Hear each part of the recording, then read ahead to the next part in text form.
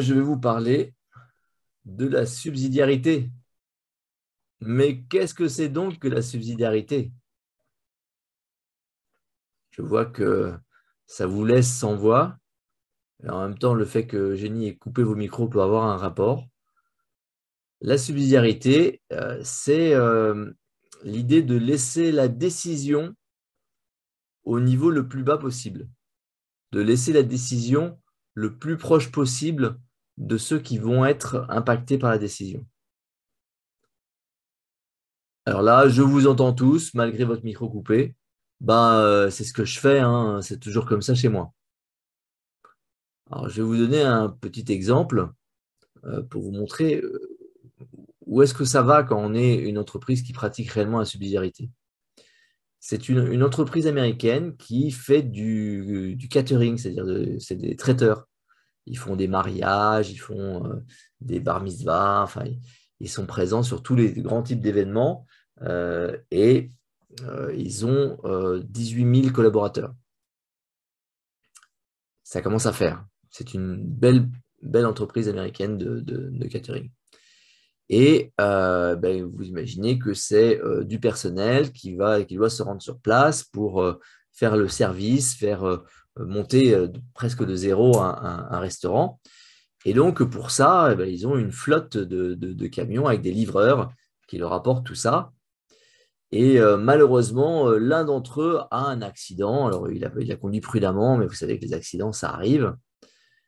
Et du coup, la question que je vais vous poser, c'est, vous, si ça arrivait, qu'est-ce qui se passerait? C'est-à-dire que serait la réaction de vos collaborateurs pour la continuité de l'activité?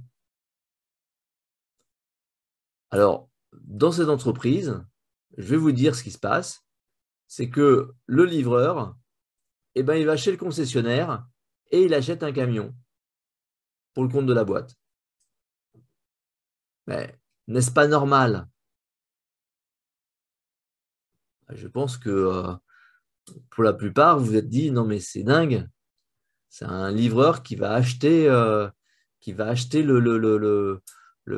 camion avec les sous de l'entreprise. Mais c'est le début de tous les abus. C'est la fin des haricots. Alors, c'est ça la subsidiarité. C'est quand on se dit, mais en fait, finalement, qui de mieux que le livreur pour acheter le camion dans lequel il va livrer? Évidemment, ça a des implications. Alors, quelles sont les erreurs que l'on fait sur ce qu'est la subsidiarité? Qu'est-ce qui vous a poussé à me dire si fort que vous la pratiquiez et qu'en fait, ce n'est pas si sûr? Alors d'abord, il y a une première erreur, c'est de penser que ça consiste à demander l'avis des collaborateurs. Ah non, mais chez nous, on fait la subsidiarité. Je demande toujours leur avis à mes collaborateurs. Je prends en compte leurs avis. Mais que nenni. La subsidiarité, c'est de laisser le collaborateur décider. Ensuite, on a une autre type d'incompréhension sur la subsidiarité. C'est non, mais moi, ça m'arrive en fait de leur confier la, la décision. Donc, on fait ça au coup par coup. Et c'est donc une erreur parce que la subsidiarité, c'est un système. La troisième question qui se pose, c'est mais alors, qui est responsable? Qui est responsable euh, puisque c'est le collaborateur qui a pris la décision? Eh bien, c'est vous qui êtes responsable. Ça ne change rien. Vous êtes l'entrepreneur, c'est vous qui décidez.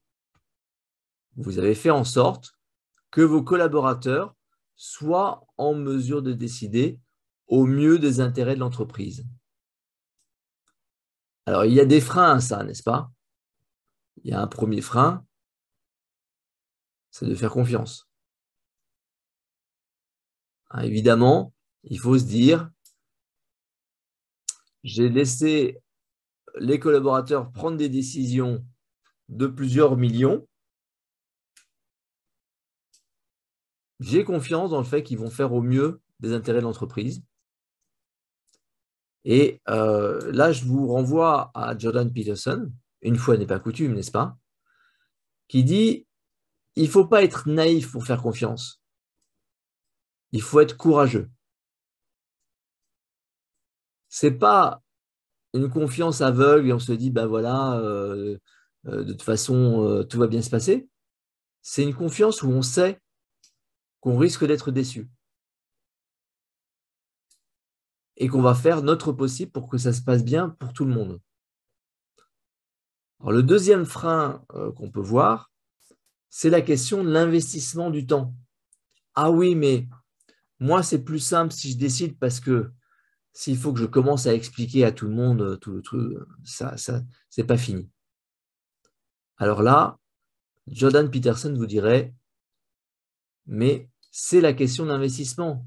C'est la question de la troisième histoire de la Bible.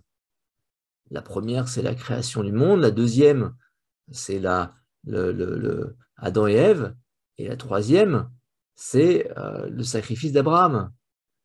C'est Abraham qui a attendu d'avoir 70 ans pour avoir son premier enfant. À partir du moment où il a accepté la demande de Dieu de parcourir le monde et de sortir de sa coquille, eh bien, il a eu une récompense, c'est qu'il a eu son enfant. Et là, Dieu lui dit, « Oh, tu sais quoi? Tu devrais sacrifier ton enfant et je te donnerai encore plus. » Et lui, hop, il le fait. Alors bon, attention, hein, Dieu envoie un ange pour dire, « Non, non, non, en fait, c'est un mouton que tu vas sacrifier à la place. » Mais qu'est-ce que ça montre? Ça montre que très tôt, on a compris qu'il était important de sacrifier, c'est-à-dire d'accepter de perdre quelque chose auquel on tient pour avoir quelque chose de meilleur. D'accepter de perdre du temps pour avoir un gain de temps après. Alors, comment est-ce qu'on fait ça? Comment est-ce qu'on se met dans une situation, comment est-ce qu'on monte un système de subsidiarité? La première des choses, c'est de décider de ne plus jamais prendre de décision qui ne relève de son niveau. C'est vous le problème. C'est vous qui qui prenez des décisions qui n'ont pas de raison d'être prises par vous. Donc, à chaque fois qu'un collaborateur vous amène une décision à prendre, la question est, pourquoi est-ce que c'est à moi de décider? Pourquoi est-ce que c'est à moi? En quoi suis-je le mieux placé pour prendre cette décision? Je sais que je suis capable de la prendre, et tout le monde le sait. Mais pourquoi le faire? Le deuxième point, c'est de prévoir les procédures. Parce que pour que nos collaborateurs soient en mesure de prendre la décision, il faut qu'ils aient tous une compréhension du processus de décision qu'on utilise.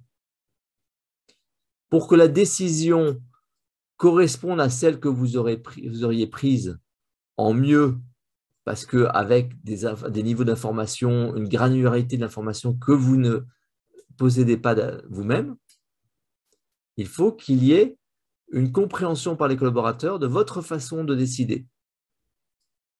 Est-ce que tu as regardé avant si le stock n'avait pas été mal rangé et si le produit que tu t'apprêtes à recompléter n'est pas à un autre endroit du stock? Est-ce que tu as regardé de quand datait la commande précédente? Est-ce que tu as vérifié les prix qui te sont proposés actuellement par rapport à ce qui se passe d'habitude? Dans ces conditions, tu appuies sur le bouton, c'est bon. Par exemple. Et à chaque fois qu'on est face à une erreur, c'est une grande nouvelle. On va pouvoir améliorer sa procédure. Autre point, c'est la question de la conscience de l'entreprise. Alors là, c'est un sujet en soi. Donc, on va devoir survoler ça, mais c'est un sujet en soi, la conscience de soi. Et la conscience de l'entreprise, on a déjà évoqué ça, mais la conscience de l'entreprise, c'est au sens de savoir identifier ce qu'est le bien et le mal dans l'entreprise. Je fais quelque chose, je fais mon travail. Comment est-ce que je réalise si ce travail est bien fait ou mal fait? Quelle conscience j'ai de ce qui est attendu de moi? C'est encore un nouveau sujet de Jordan Peterson, puisque c'est cette fameuse deuxième histoire de la Bible, Adam et Ève, qui vont mordre dans un fruit qui est le fruit de l'arbre du bien et du mal, de l'arbre de la connaissance du bien et du mal. En mordant dans ce fruit, ils deviennent conscients de ce qui est le bien et de ce qui est le mal. Et dans votre entreprise, vous voulez que vos collaborateurs soient conscients de ce qui est le bien et de ce qui est le mal, qu'ils soient conscients des moments où ils aident l'entreprise et les moments où ils sont en train de lui porter préjudice. Et ce qui est décrit comme cet arbre de la connaissance du bien et du mal, c'est en fait la conscience de soi. C'est en fait ce moment où on réalise qu'on existe. Dans le cas précis, vous voulez que vos collaborateurs réalisent que l'entreprise existe. Ce n'est pas simple. L'entreprise, qu'est-ce qu'elle est? Je vous renvoie aux travaux de Yuval Harari qui explique au travers de l'exemple de Peugeot qu'une entreprise, c'est une fiction.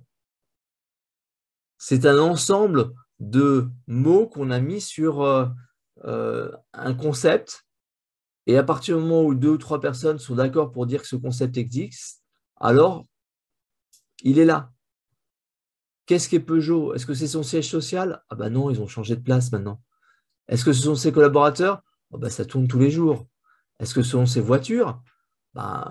Techniquement, elles appartiennent plus à Peugeot. Elles ont été vendues. Est-ce que c'est son histoire? Oui, mais pas seulement. Donc, il y a une fiction qui est l'entreprise et vos collaborateurs ont besoin d'être conscients de ce qu'elle représente, d'être conscients de ce qu'elle dit. Et l'autre sens de la conscience, c'est le sens de l'appartenance. Et là, je vous renvoie à cette petite vidéo, à cette petite chronique que je vous avais faite il y a quelques semaines avec la notion de l'allégeance, où vous voulez que vos collaborateurs oublient leurs allégeances à leurs copains pour offrir une allégeance à votre entreprise et à ses membres. Donc en conclusion, vous allez devoir monter un système afin de devenir inutile dans votre entreprise et de ce fait, vous trouverez une nouvelle fonction, une nouvelle utilité pour votre entreprise. Merci Jean-Christophe. Une question pour toi.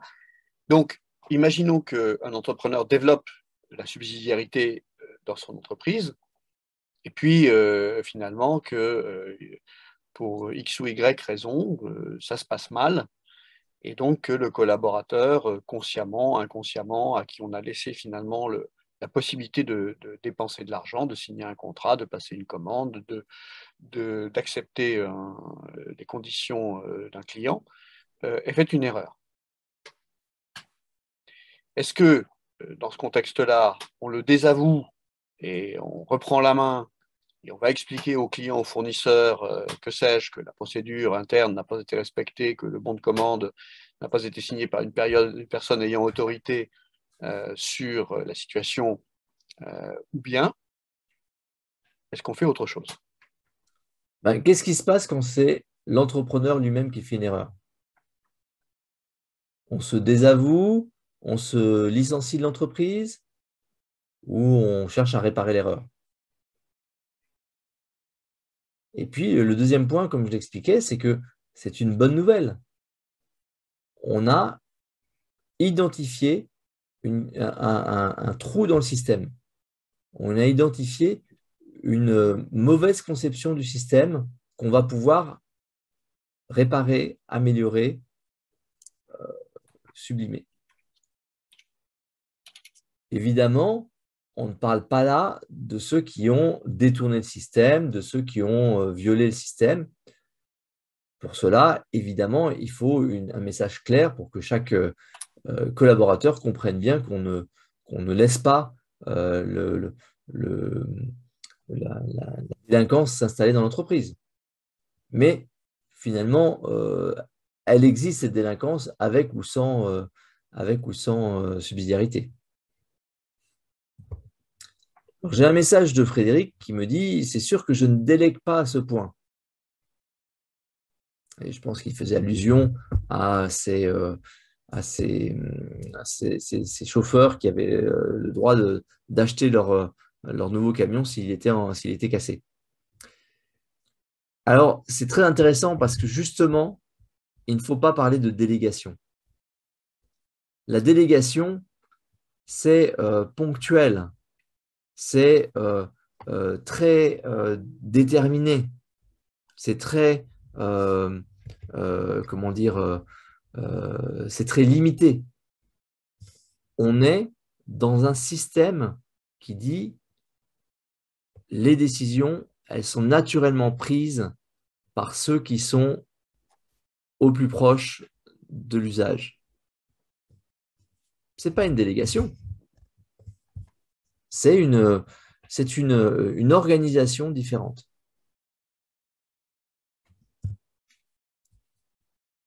Alors, Frédéric me dit, ça me rappelle l'organisation militaire. C'est exactement l'organisation des institutions qui sont là depuis longtemps. L'armée le pratique, l'Église le pratique. C'est-à-dire que expliquer à l'officier où on veut aller, qu'est-ce qui est l'objectif de la manœuvre, et lui dire du coup pour ça, voilà comment tu peux aider et fais au mieux, c'est de la subsidiarité. Si on est en train de commencer à lui expliquer comment il va devoir faire son job, par où il va devoir passer et dans quel ordre, on a une rupture de la subsidiarité et on part dans une complexité, un chaos à gérer impossible.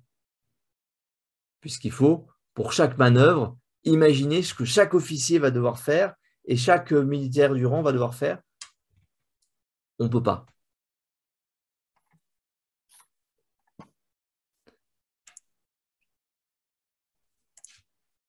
Alors, Patrice avait une réflexion à nous faire.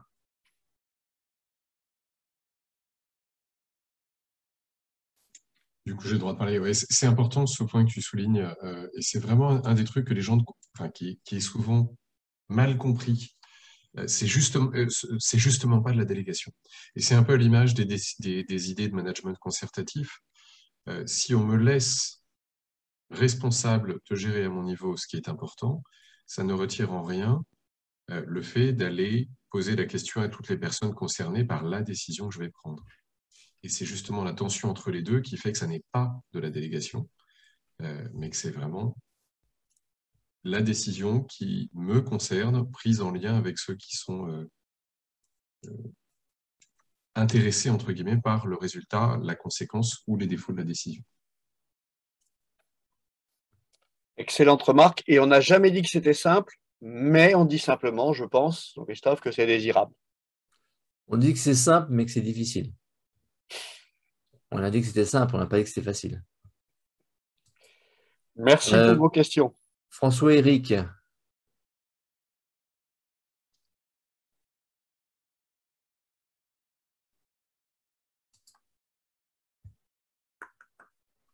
Oui. Je me demandais si le fait d'appliquer la subsidiarité à la gestion des ressources humaines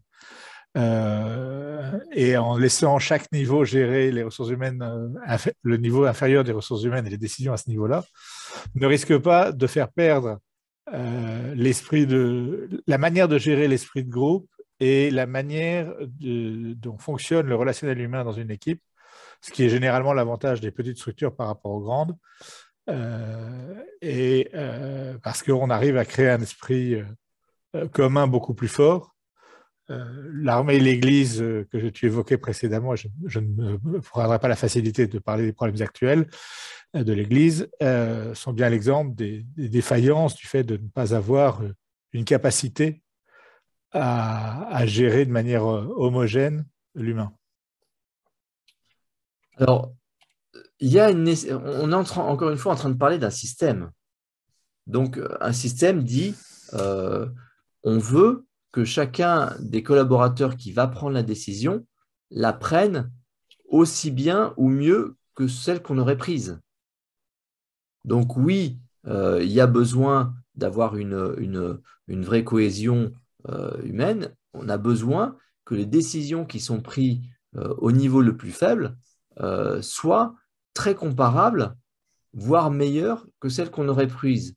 Donc, demander aux collaborateurs, par exemple, de faire le recrutement, c'est pas les laisser avec la bride sur le cou et dire vas-y, tu recrutes tes potes.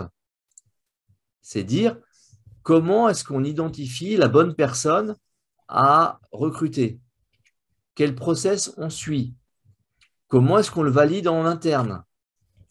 Et puis, à partir de ce moment-là, pourquoi est-ce que c'est à moi de le faire?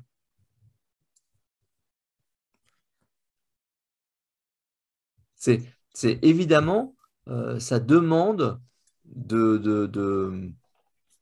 ça demande un gros travail de communication sur ce qu'est, c'est ce que j'évoquais avec les process, sur ce qu'est la façon de faire, la méthode de décision, les informations qu'il faut récupérer avant, les arbitrages qui sont acceptables et ceux qui demandent de référer plus haut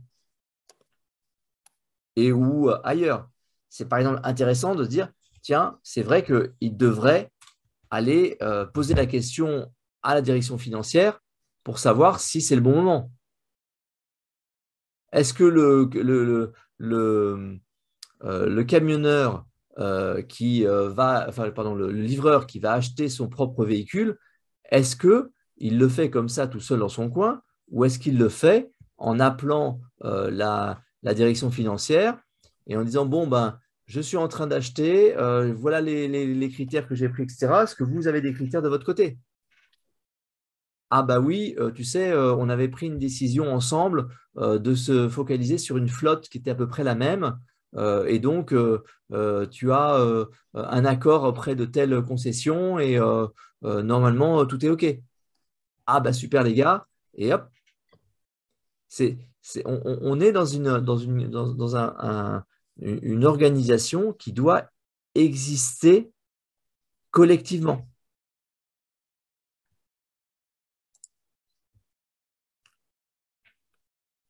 Alors, François-Éric, pas convaincu? Pas vraiment, non. Parce que je ne pense pas, et je pense que les exemples que tu as très bien donnés en sont bien l'exemple, c'est pas en donnant des règles si précises soient-elles que tu vas remplacer un esprit réel. Et les unités qui fonctionnent dans l'armée, très souvent, se créent un esprit de corps propre. Parce qu'effectivement, il y a un leader qui arrive à le créer, mais c'est ce leader qui le crée. Et il ne le crée pas au niveau du corps d'armée ou même de l'armée en général. Oui. Il y a un aspect de gestion humaine. Je veux bien comprendre ton histoire de camion, j'y crois, je vois ça très bien. Ça me paraît tout à fait logique, cohérent, surtout avec des bonnes règles, des bonnes compénétrations entre les équipes. Parfait. Quant à la décision de comment faire fonctionner les hommes et comment faire en sorte que les personnes interagissent, soient les bonnes personnes pour interagir, etc., ça devient très subtil et certains y arriveront très bien, le feront à leur manière, mais tu ne vas pas arriver à faire quelque chose d'homogène et c'est pour ça que les grands groupes n'y arrivent pas d'ailleurs. Les grands groupes ne font pas ça.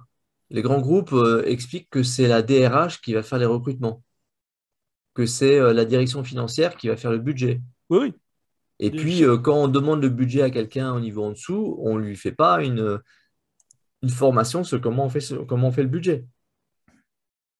Quand on demande à quelqu'un de faire les recrutements, on ne lui donne pas une formation sur le recrutement, comment ça se passe, qu'est-ce qu'il faut bien faire, à quoi il faut faire attention, etc. C'est très important de se dire qu'on ne peut pas donner cette autonomie de décision sans donner à côté de ça des outils pour le faire. Et les outils, c'est des méthodos, c'est des concertations. Parce que, par exemple, ce n'est pas parce qu'on on construit une subsidiarité que le travail du décideur est un travail solitaire. Dans le cas de Nix Pizza, les recrutements sont faits par les collaborateurs. Mais les collaborateurs qui ont suivi la spécialisation recrutement et d'une manière collégiale. Et ils ont tous une idée très claire de qui on cherche à recruter, à quoi il doit ressembler, à quoi il ne doit pas ressembler, et comment est-ce qu'on peut, par quelques questions, par quelques exercices, essayer de déceler ceux qui correspondent et ceux qui ne correspondent pas au recrutement. Alors oui, ça pourrait être fait par le dirigeant.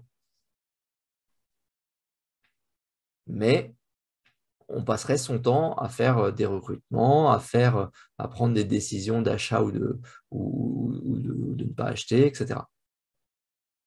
Et évidemment, quand on utilise ce système, les problèmes qui reviennent à l'entrepreneur, aux dirigeants, sont effectivement des problèmes touffus, des vraies grosses questions qu'on n'a pas rencontrées ou qu'on n'a pas réussi à systématiser. Des risques sur des investissements, des risques sur des lancements. Est-ce qu'on est d'accord pour engager les ressources de l'entreprise sur 5 ans sur ce projet? L'entreprise a l'air d'être OK, mais est-ce que l'entrepreneur, ça lui va? Oui, non, pourquoi? Et dans le pourquoi, il y a ce qui permet la prochaine fois d'avoir une décision qui soit prise par l'ensemble de l'entreprise. Eh bien, rarement un sujet n'aura reçu autant de questions et autant d'échanges. Merci, c'est un feedback important pour nous qui nous indique que ce sujet auquel nous croyons nécessite d'être expliqué, détaillé, partagé.